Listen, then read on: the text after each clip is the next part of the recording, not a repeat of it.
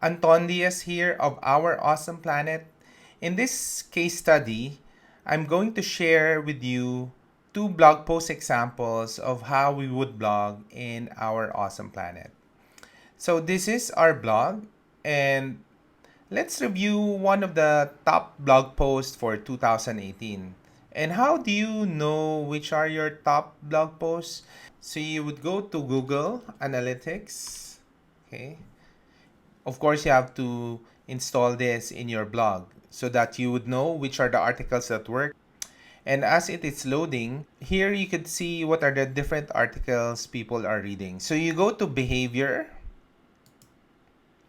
and then go to site content.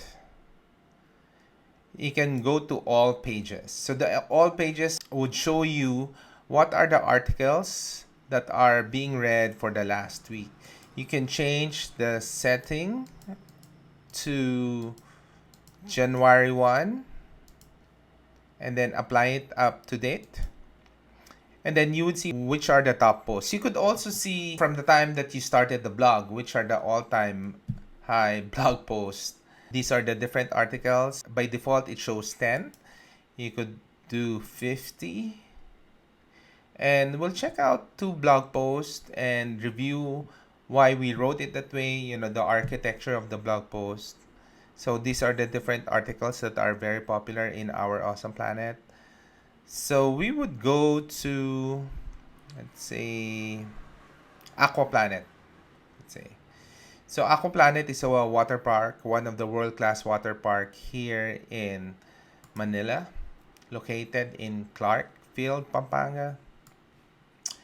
So for this one, we would start with the hero shot here. The hero shot talks about the tornado, the best ride in the park. And then we would usually put the people here, have a shot of the person, not only to provide scale, but also to put the audience into the article. Our headline would talk about, is it worth it? This is a review about the article, and it's one of the most expensive water parks in Manila, and people want to know, is it really worth it? And that's the conflict, or that's the problem, or that's the question that you want to answer in the post. We would start with what Aquaplanet is and set up the conflict. They say that they promise that they're the one of the best or the biggest in Southeast Asia. So we would put in some comparison. We've been to some of the best in Malaysia and Singapore. And just to set the context of our perspective on this place, we would also put in the details of Aquaplanet up front because some people just want to see the contact details. Now, this is like an hour or so away from Manila. So is it worth all the drive? And that is what we wanted to answer in the article. So the first act is first things first. And usually you want to, if it's a travel destination piece, we would want them to bring them to that destination. And usually like entering into the park, what are the different rituals going in there or the process. So we would talk about that. We want to make sure we talk about the price, okay? Because a lot of people would ask about it. So lockers, especially if you're going on just on a day trip, what are the cabanas? Where do you put your valuables? And then we'll go to the main body of the article, which is the Aquaplanet strategy. So most people would read long form article as a guide as well. So if you're a first timer to a park, you want to know how to conquer the park. And this is one of the best way to do it. So we'd start with the map, and we would list the top 3 rides you should not miss. Okay, so like the tornado, this is a scary ride and one of the biggest ride. We have the Super Bowl, so we put this. We want to make sure we put people in photos again to bring the audience into the experience. We like to take a lot of shots to provide context on how big it is without saying how big it is. Sky shuttle. So we would go out. This is our favorite place, like the wave pools. We like to hang around here with our kids. And then a spiral ride. and so on. We want to make sure we're complete. And for parts like this, for kids of all ages, what are the different things they can do? And then we would end with final thoughts on what do we really think about Aqua Park based on the experience, based on the strategy, and then ending with answering the question, is it worth it? But at the same time, we would say what are the plus and minus of the place. We want to make sure we're balanced. We want to make sure we give feedback as well. Then we end with some of the details if they want more information. And then we make sure we have a disclosure if we paid for the experience or not, or it is complimentary or not. And then we'll end with PS. And that's it. So this one got like 9,000 exposure and some comments. Okay. So we'll go to another post and I'll share with you, for example, MENDOKORO RAMENBA.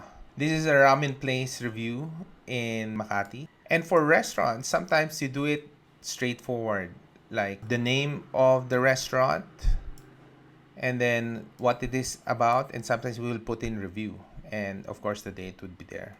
So we activated what we call the AMP version. This is a mobile friendly version. It strips off all the ads and just focus on content, and this is very important, especially for mobile screens like this. Again, start with main headline, which is the restaurant name, and then the details, and then a review.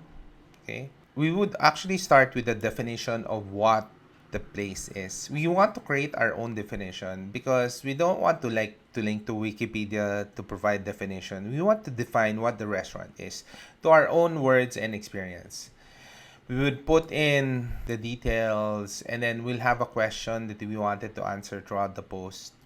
We would start with the facade shot to bring the people into the experience, and then the ambient shot. And if people are waiting in line, we'll talk about it. Talk about the menu, talk about how does it feel to wait, and if you can choose your spot in the ramen bar. And then we'll go to the main, we'll talk about the food itself, how it is, any tips on consuming it. We actually like the tatanmen, making sure that you give tips so that people don't miss out on their first time experience, because honestly, some people try it once only, and you want to make sure that the experience is awesome for them. What other food to order, and then we'll be ending with facade shot like this, and then talk about what we love about it, recommend what to eat, the budget they need to have, and if people are waiting in line, and then congratulating the people behind it, and ending it with details, and then if we paid for our meal or not. By the way, we only put review in the article if we paid for it. And then we always have a postscript in your blog post. That's it. Hope you enjoyed this case study. I hope you learn a lot on the thinking behind how a professional blogger thinks about blog posts. And it's easy to learn how to do it with practice. Now, it's your turn to do your blog.